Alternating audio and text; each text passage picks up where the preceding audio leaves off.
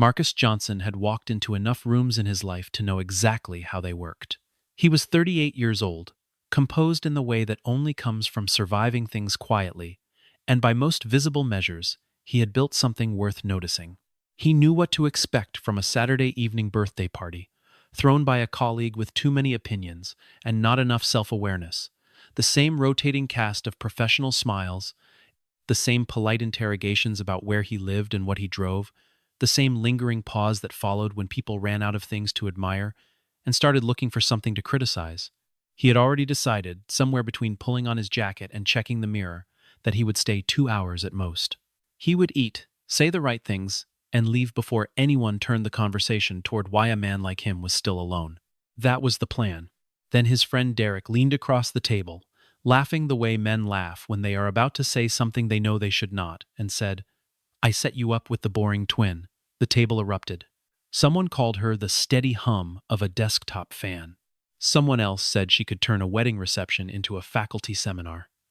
The woman sitting directly across from Marcus, calm, unhurried, stirring her tea, as though the conversation around her were background noise she had long since learned to let pass, said absolutely nothing. She just smiled, faintly, and looked down into her cup. Marcus thought he would finish his meal and leave. Then she raised her eyes, and she asked him one question. One single question that dropped over the entire table like a stone into still water, and the ripples of it did not stop for the rest of the night. The evening had started simply enough, with no real indication that it would become the kind of night Marcus would still be turning over in his mind months later.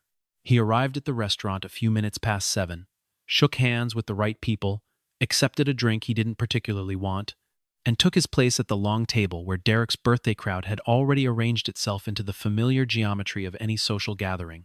The loud center, the polite edges, and the corners where people retreated to check their phones and pretend they were waiting for someone. Marcus existed somewhere between the center and the edge. He was known well enough that people were glad to see him, and guarded enough that no one felt they truly had him. He had cultivated that balance deliberately, not out of coldness, but out of a kind of weary precision. He had learned, through a series of relationships that began with promise and ended with disappointment, that people who wanted to get close to him rarely wanted to get close to him. They wanted to get close to what he represented: the stability, the apartment, the career, the quiet confidence that reads, from a distance, as someone who has everything sorted.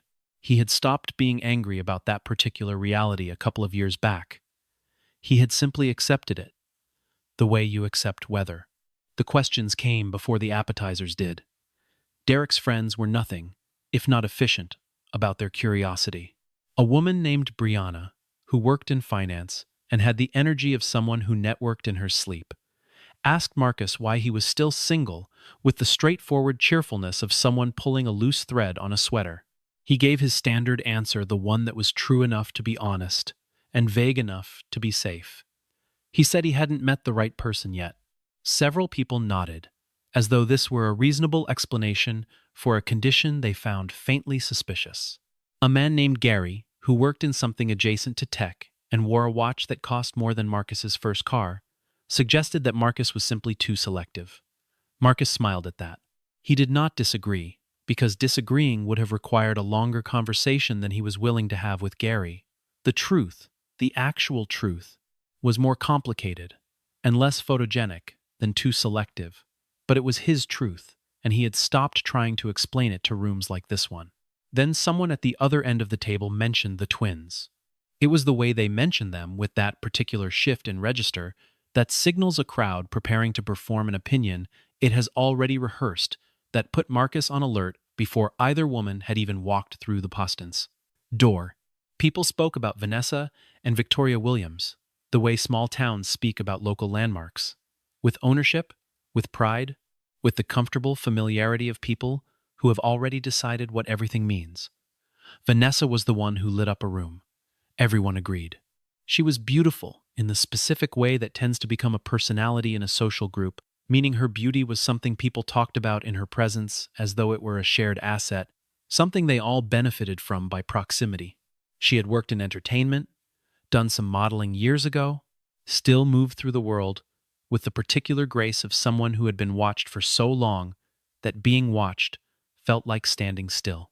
Victoria, the table explained with varying degrees of diplomatic awkwardness, was the other one. She worked in research, something academic, someone thought, or maybe medical. No one was entirely sure. She was quieter, more internal.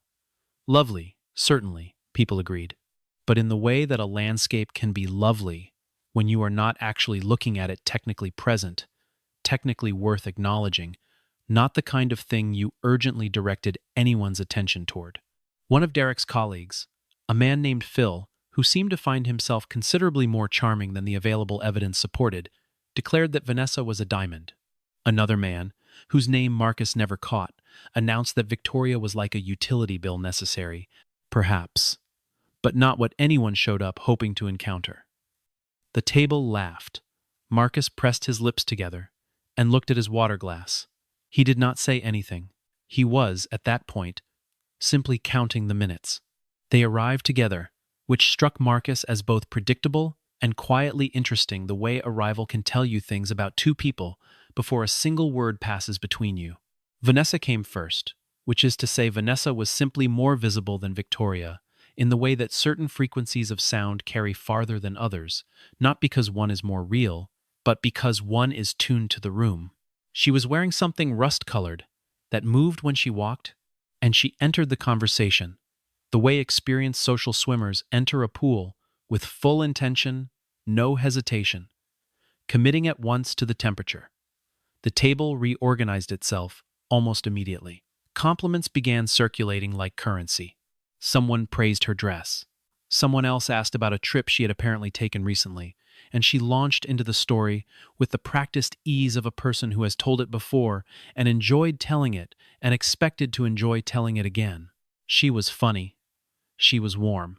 She had the talent, which Marcus recognized and respected, even as it made him slightly tired, of making every person she spoke to feel briefly like the most interesting person in the room.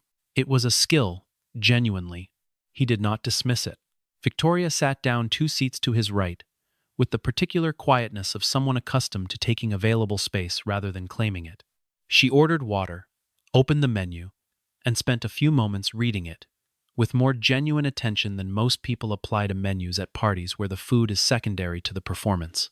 Marcus watched her from the corner of his eye, not obviously, not long enough to be noticed, and registered the thing that would occur to him again and again over the course of the night, which was that she did not seem bothered by being ignored. Other people, in her position, would have worked harder at the edges of conversations. They would have leaned in, offered a reaction, tried to exist loudly enough to be included. Victoria simply did not. She listened to the conversation happening around her with the focused patience of someone who has learned to gather information before spending it. There was nothing passive about it, Marcus realized after a moment. She was not absent. She was simply choosing not to perform. Derek appeared at Marcus's elbow with the theatrical timing of a man who considers himself a social engineer. He bent toward Marcus's ear and delivered his assessment with the air of someone dispensing valuable intelligence. If Marcus wanted a good time, Derek said, Vanessa was the obvious choice. Charming, social, easy. Victoria, Derek said, dropping his voice as though he were discussing a minor structural flaw in an otherwise fine property, was an acquired taste. Good luck to anyone who tried acquiring it. Marcus nodded and smiled in the way he smiled when he was processing something privately and had no intention of sharing his conclusions. And he turned his attention, quietly and with increasing purpose, toward the woman Derek had just warned him about. The silence arrived naturally, the way silences do at large tables when a cluster of conversation shifts and 2 people who have been adjacent without speaking suddenly find themselves in a small pocket of quiet. Marcus had been on the verge of saying something inconsequential and conversational, the social equivalent of clearing his throat, when Victoria looked up from the menu she had finished reading and turned toward him with an attention that was immediate and complete, the kind of attention that some people never quite manage to give, and others deploy so rarely that receiving it feels like an event. She said, "Of all the things you've accomplished, which one would you still be proud of if no one ever knew about it?" The question fell into the space between them and kept falling. Marcus opened his mouth and closed it. Around him, the table had caught the question, the way a room catches a sound that doesn't fit its acoustic expectations, abruptly, completely, with the specific silence of people who have stopped their own thinking to track something they didn't anticipate. Gary, who had been mid-sentence about something to do with quarterly projections, stopped talking. Brianna, who had been reaching for her wine, held the glass without drinking. Even Vanessa, 3 seats down, paused in her story and glanced over with an expression Marcus would only fully understand later, which was the look of someone who recognizes a terrain they cannot navigate and resents being reminded of its existence. Marcus sat with the question. He was not a man who struggled with conversation under normal circumstances. He was well-read, professionally articulate, socially comfortable, in a range of settings that would have overwhelmed someone with less practice at being composed. But this question had found something that his social fluency had no prepared response for. He thought about his career, the promotions, the recognition, the deals closed, and the problems solved. All of those things existed almost entirely in relationship to being seen. He thought about the money he had made, which had also, he realized uncomfortably, been meaningful, in large part because of what it signaled to the world about who he was. He thought further back, past the professional resume, into the quieter territories of his actual life, and he found something there, small and real and private, that had never required an audience. He looked at Victoria and said slowly, "I want to think about that before I answer." She nodded, as though that were the right answer, as though she had expected exactly that. They talked for the better part of an hour before Marcus became fully conscious of how much time had passed. The conversation moved the way good conversations do, not linearly, not by topic, but by some internal logic that follows the pull of two genuinely curious people discovering where their thinking intersects. He learned things about Victoria not because she offered them, but because he asked. And because once he started asking, each answer suggested a question that mattered more than the one before it. She had a doctorate in public health policy, had spent 2 years working on field research in 3 different countries, and had written work that had been cited in policy documents at a level that most academics spent entire careers hoping to reach. She told him these things without emphasis, without the particular verbal italics that people tend to apply to their own accomplishments, the slight elevation of tone, the pause that says, "Wait for this. This is the good part." She mentioned her doctorate the way someone might mention having grown up in Ohio, as context, not credential. He asked her about the international work, genuinely curious, and she described it with the specificity of someone who had paid close attention to the world rather than to her own role in it. She talked about what she had observed in communities that were functionally invisible to policy conversations that affected them daily. She talked about the way data, improperly collected, could crystallize a misunderstanding into official fact. She said, at one point, something that Marcus found himself filing away with care, that the most dangerous kind of ignorance was not the absence of information, but the confidence that came from having just enough information to stop looking for more. He recognized something in that. He had met that confidence many times. He admitted to himself, quietly, worn it himself on occasion. Across the table, Vanessa was performing magnificently. She had the crowd. She always had the crowd, and she worked it with genuine skill, moving between registers of funny and sincere, with the ease of someone who had been doing it so long. It was simply how she existed in social space. Marcus watched her for a moment, then looked back at Victoria and felt, with sudden clarity, the difference between watching someone and seeing someone. Vanessa was a pleasure to watch. Victoria, he was beginning to understand, was something else entirely. She was the kind of person you could look directly at and still not immediately see. Not because she was hiding, but because most of the important things about her were not on the surface. They were underneath, requiring patience and attention, and the willingness to stop performing your own interest long enough to actually have some. At some point in the evening, when the main courses had been cleared, and the conversation had loosened into the freer territory of late-night dinner talk, Marcus asked Victoria the question that had been sitting quietly in the back of his mind since Derek's introduction. He asked her what she thought about people calling her the boring twin. He asked it directly, not cruelly, because he had sensed early in the evening that she did not require softening and would not particularly appreciate it. She looked at him for a moment, with an expression that was not quite amusement and not quite resignation, but, somewhere between the two, the expression of someone who has revisited a particular piece of landscape so many times that it no longer surprises them, and has not quite yet stopped being interesting. She told him it had started young, as these things do. When you grow up alongside someone who is immediately legible to any room, someone whose warmth is visible and whose beauty is obvious, and whose enthusiasm is infectious, the contrast becomes part of how people organize their people. Understanding of you both. Vanessa had always been the one people reached for first. Victoria had been the one people were glad to find once they'd exhausted what they thought they wanted. She had made peace with it. She said, not in the way people say they have made peace with things when they haven't, but in the quieter way of someone who has genuinely investigated a piece of reality and decided it tells them more about perception than about themselves. She said, if you entertain people, they remember you immediately.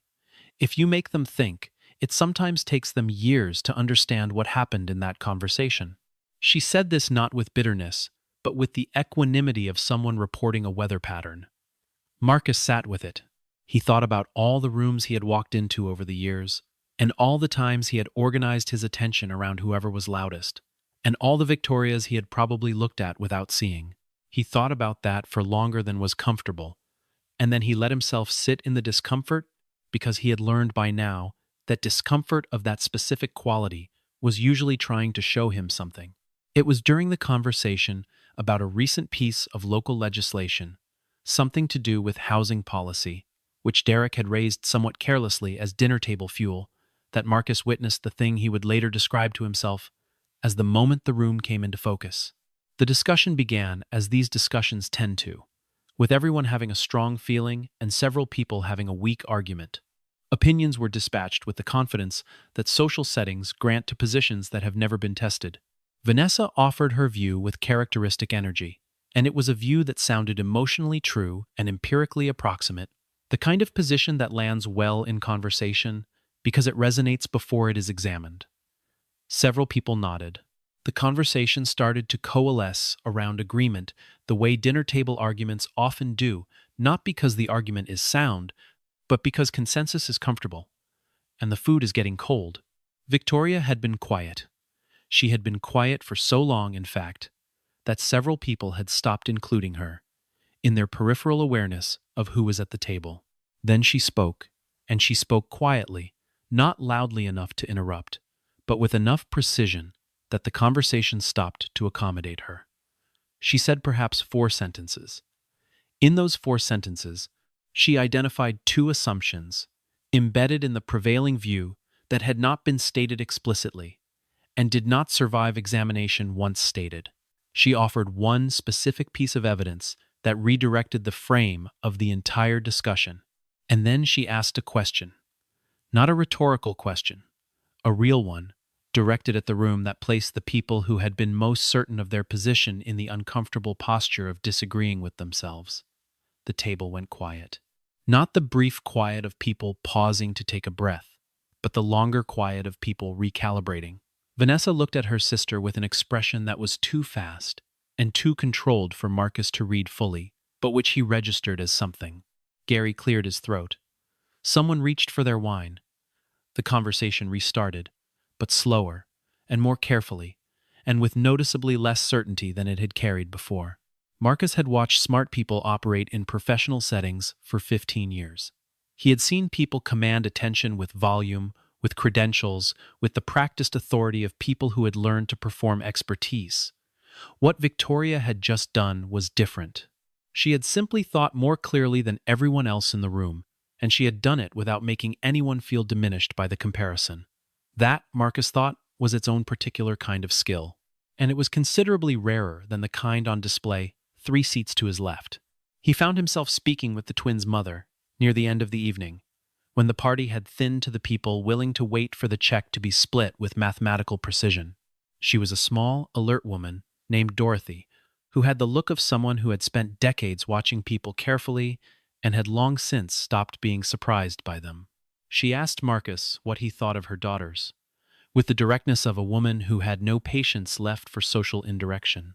He told her honestly that he found Victoria remarkable. Dorothy looked at him with an expression he could not quite categorize, not quite pleased, not quite surprised, somewhere in the territory of quietly satisfied, the way someone looks when a long-running prediction finally delivers its result. She told him things that Marcus suspected she did not tell often or lightly. She told him that Victoria had always been the one who watched.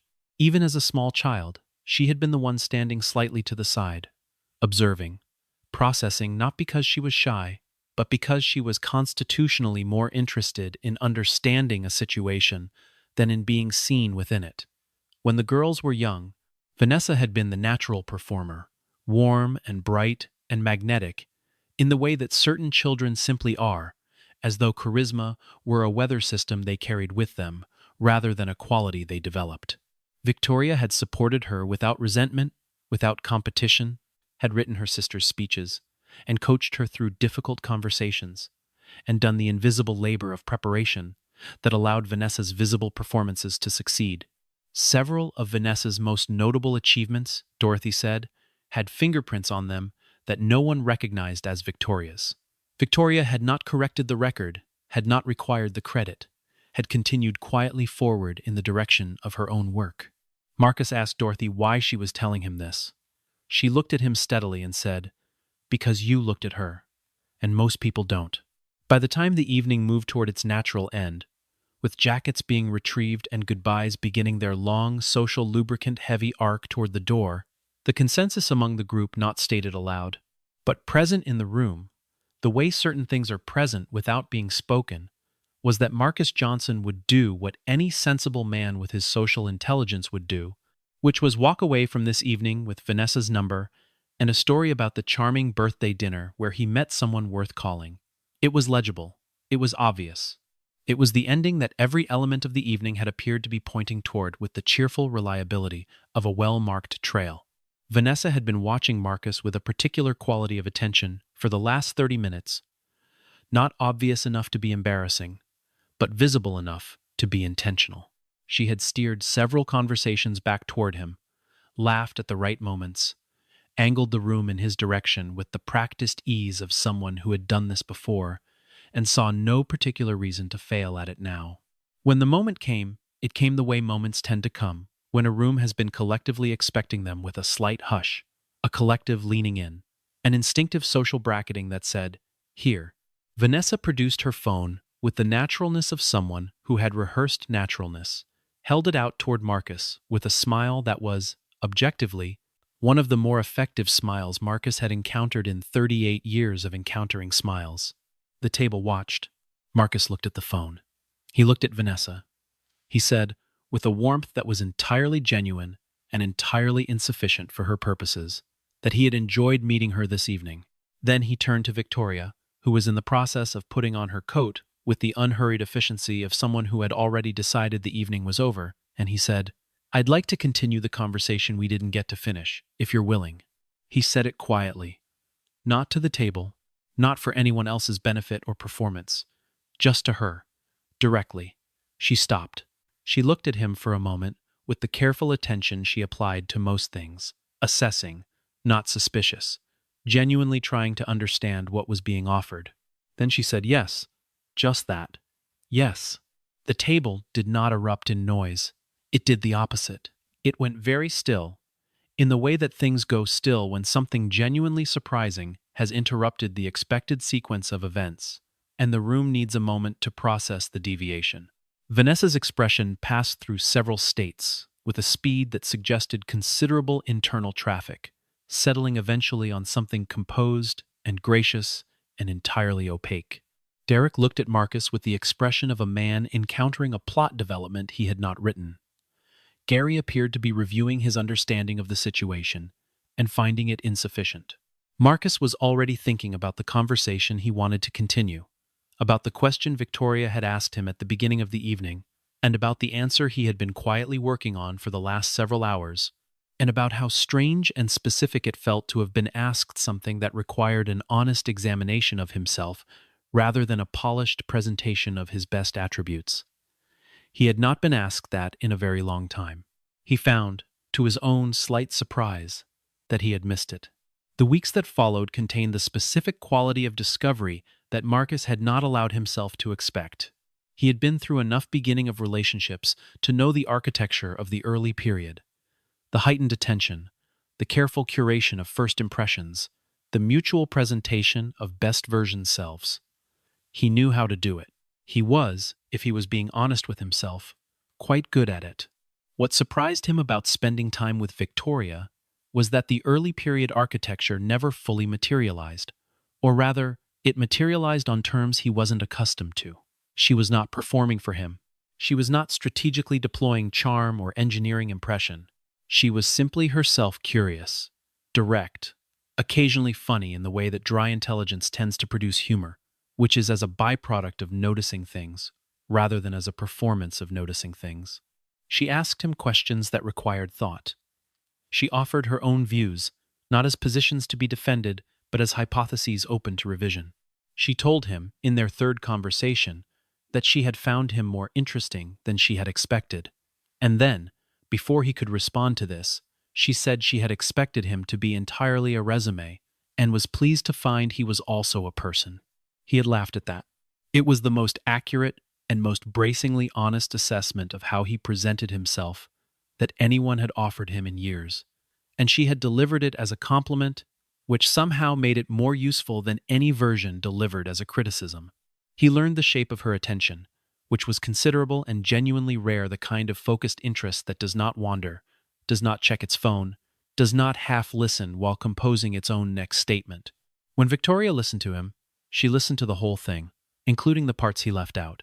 She noticed gaps in reasoning the way a trained eye notices inconsistencies in a document. Not to expose them, she was not interested in winning, but because she was constitutionally incapable of pretending not to see what she saw. He found this, after an initial period of mild discomfort, more valuable than almost anything else he had encountered in a person. He had spent years surrounded by people who reflected his views back at him with the polish of agreement, and it had made him, he understood now, intellectually lonelier than he'd known. Victoria had the generosity of the genuinely honest, which is to say she respected him enough to be accurate. He learned, slowly, the things she did not say about herself, the scope of her work, the quiet geography of her professional reputation, the way colleagues and collaborators and people in her field spoke about her with the specific reverence reserved for people whose work has mattered in ways that cannot be easily summarized on a social resume. He learned this not from her, but from the accidental disclosures of people around her, from papers he found and read, from the particular way that strangers in her professional world treated a passing introduction to her name. He sat with the knowledge of this, the way you sit with knowledge that reorders previously held certainty, carefully, allowing the reordering to proceed at whatever pace it required. Months later, on an evening in autumn, when the city was doing its particular best, and Marcus had the uncomplicated feeling of being somewhere he wanted to be with someone he wanted to be with, a group of the old birthday dinner crowd gathered at the same restaurant for another occasion. It was unavoidable. Derek's world was a small one, social circles being what they were, and Marcus moved through it, with the equanimity of a man who has stopped needing his choices to be approved by the people who observe them. The questions came, as they always come in situations like these, not because people are unkind, but because curiosity about the choices of others is one of the more durable features of human social life. Several people asked, with varying degrees of directness, what had made Marcus choose Victoria. Not unkindly, genuinely curious. He could hear in the question the residue of the evening's original certainty, the shared understanding that had organized the room's expectations and been quietly, completely upended. He thought about how to answer. He thought about the ways he might answer that would be succinct and quotable and carry the evening's conversational weight without requiring too much of anyone. He thought about saying something about intelligence, about depth, about the things that matter more than the things that are immediately visible. All of those answers were true, and none of them was sufficient. He looked at Victoria, who was across the table from him, mid-conversation with Dorothy, about something he could not hear, gesturing with the focused economy of someone illustrating a specific point rather than decorating a general one.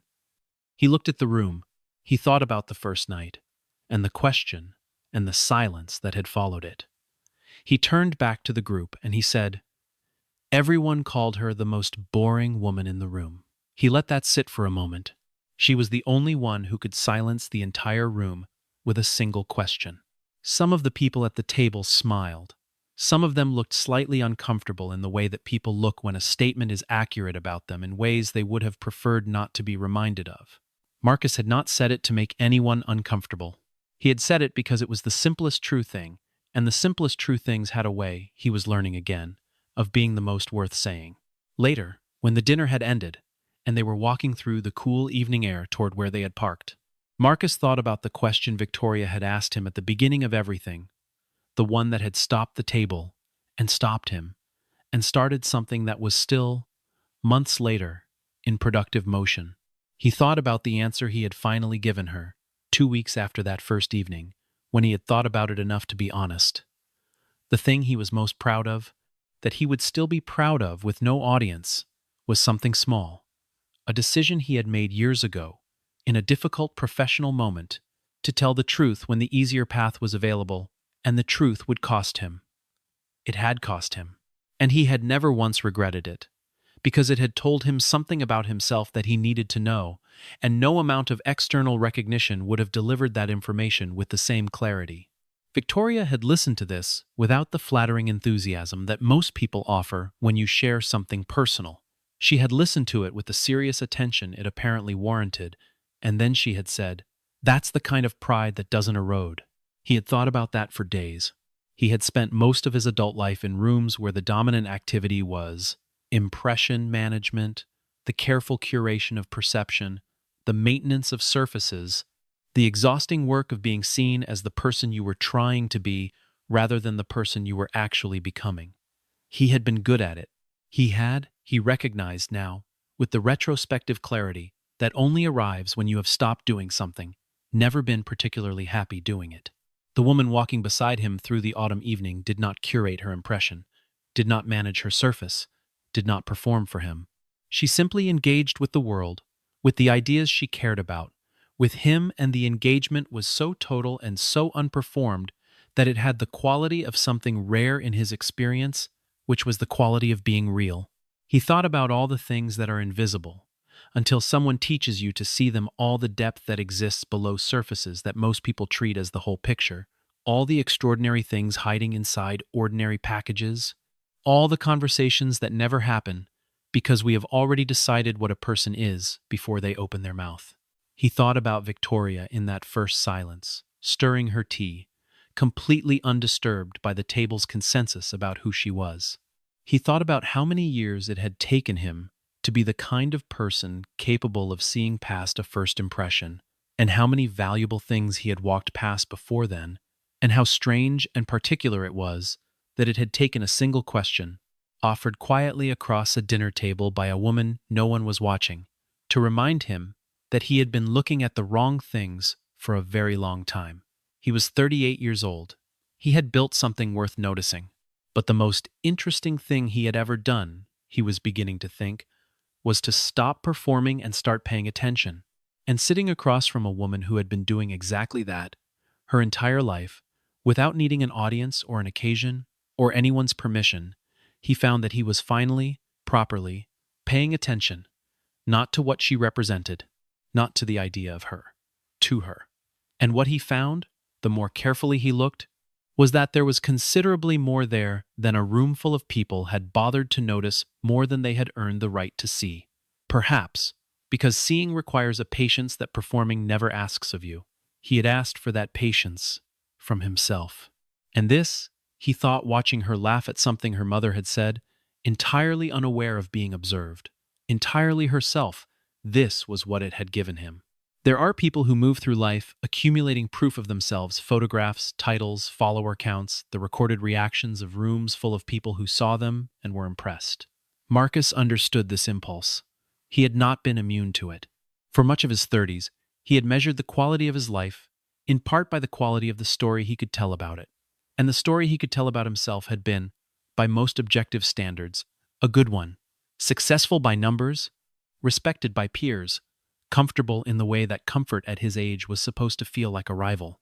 He had not admitted to himself, not fully, how hollow some of that story had started to feel, how the arrival had come with a particular kind of silence he hadn't expected, a silence that had nothing to do with peace, and everything to do with the absence of a specific kind of meaning he could not easily name.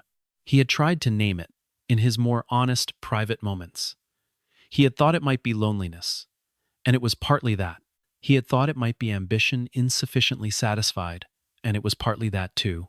But neither of those explanations had the precision that the feeling seemed to demand.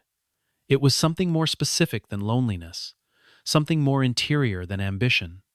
What he understood now, months into something that had begun with a question he couldn't answer at a dinner table, was that what he had been missing was a particular quality of contact, the experience of being understood, not as a set of attributes, but as a continuously unfolding person, someone in process, someone whose most important parts were not yet finished, and might never be finished, and did not need to be finished to be worth paying attention to. Victoria had offered him that quality of contact from their first conversation. Not by declaring it, not by performing it, but simply by asking him a question that required it. The Sunday mornings were his favorite part. He had not expected to have a favorite part. He had not, if he was being truthful with himself, expected things to develop a rhythm he would want to protect. Victoria made coffee, with the careful attention she brought to most practical tasks, and they would sit at the kitchen table with books or papers or half-finished conversations from the night before, and the silence between them was never the silence of two people unsure what to say, but the silence of two people comfortable enough not to need to say anything, which is a completely different kind of silence and considerably harder to find. She was working on a paper about resource allocation in underserved health systems. He was reading about behavioral economics.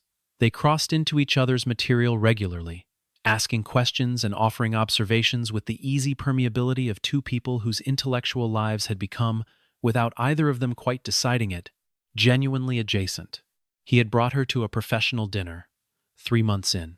He had done this with a degree of private curiosity about how it would go. Not anxiety exactly, but the specific attention of someone who wants to see how a person they care about navigates an environment they don't know. Victoria had navigated it with a quiet precision that he recognized by now as characteristic. She had listened more than she spoke in the early part of the evening. She had asked several people questions about their work that were substantive enough to shift the conversation from the social lubricant of professional small talk toward something with more genuine content.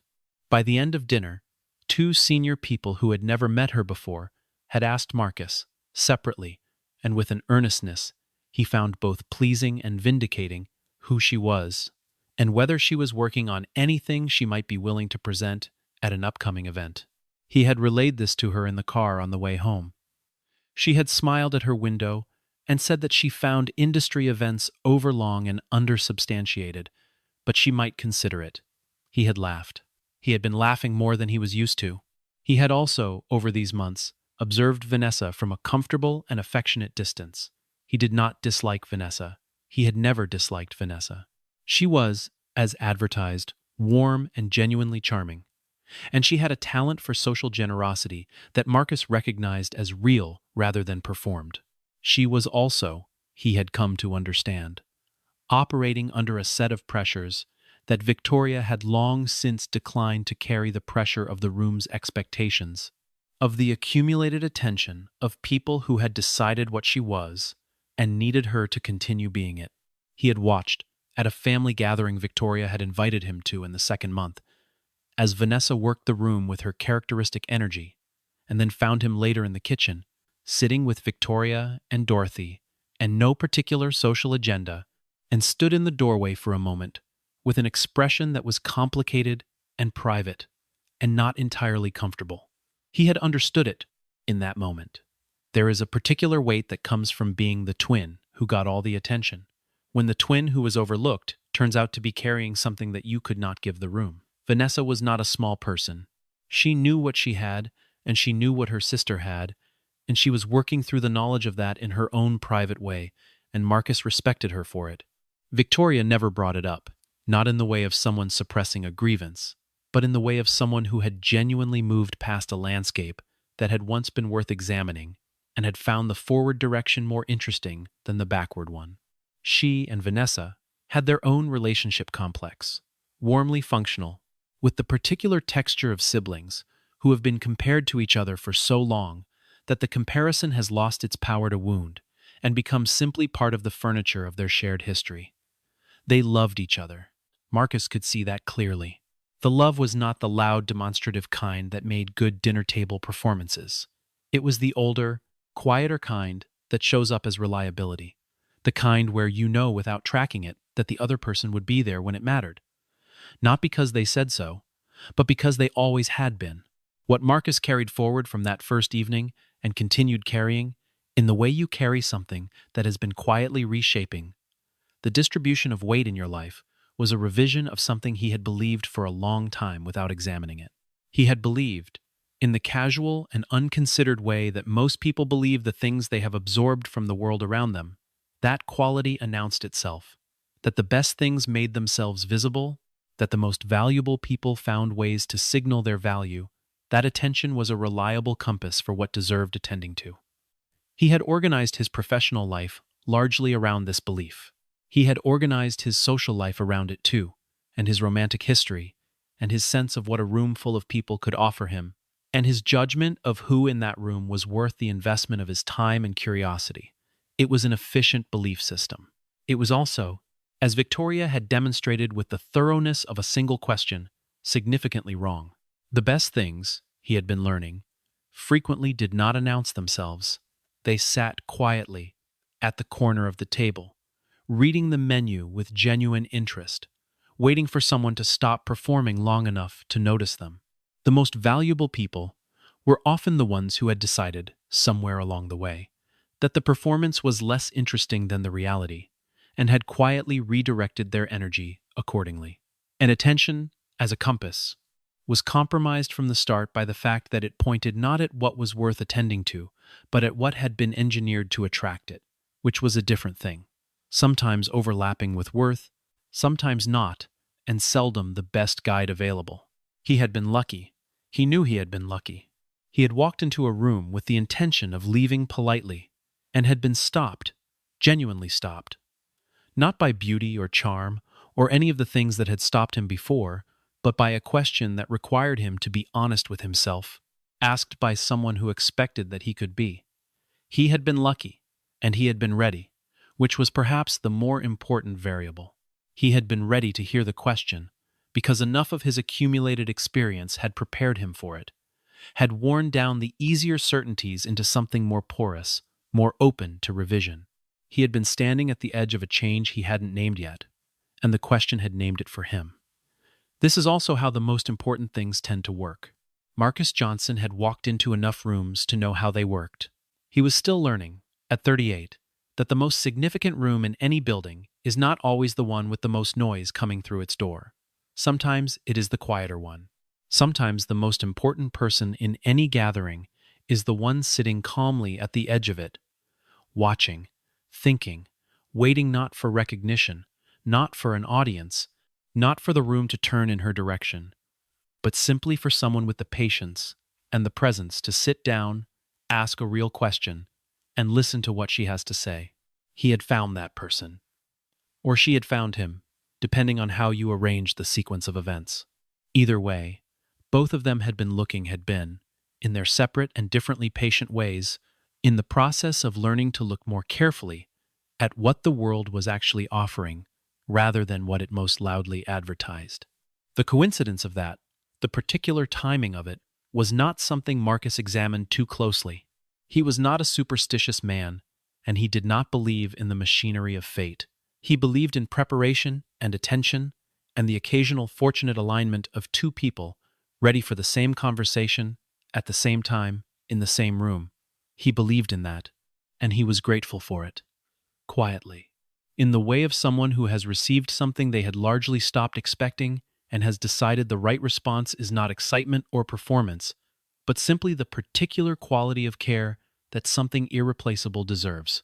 There is a particular kind of intelligence that the world struggles to reward because it does not come packaged in a form the world has learned to recognize quickly.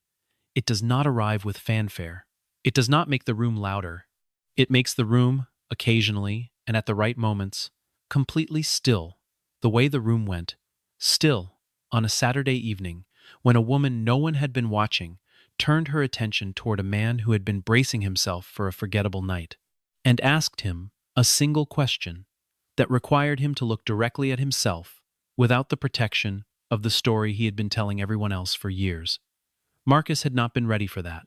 He had not known he was ready for it until it happened, which is, perhaps, exactly how readiness tends to reveal itself, not as a preparation you have consciously made, but as a capacity you discover you have already built, in the quiet accumulation of experience and honest failure, and the long private work of becoming someone who can finally afford to be found.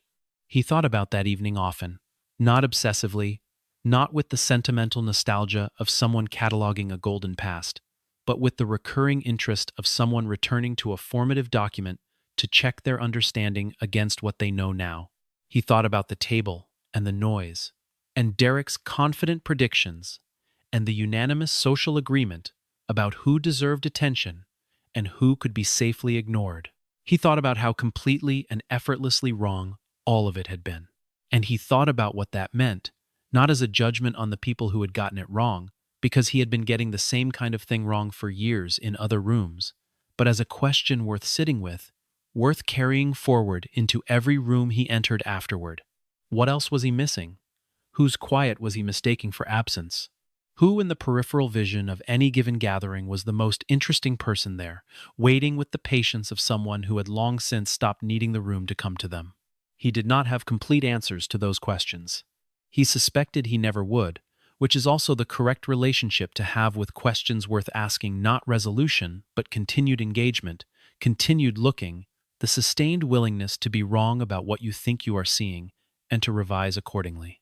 Victoria had taught him that, or rather, she had confirmed something he had been trying to learn, and the confirmation had the weight that only comes when a truth you have been working toward finally arrives in a form concrete enough to hold. He held it. He intended to keep holding it. Some things, when you find them, you simply do not put down. And the practice of genuine attention, the real kind, the difficult kind, the kind that requires you to be quiet enough and humble enough to see what is actually there, rather than what you expected was exactly that kind of thing. A practice, a discipline, a choice, made daily, against the considerable gravitational pull of the easier options. He had made the choice. He was still making it. He expected he would be making it for a long time. He was, he had decided, entirely glad of that.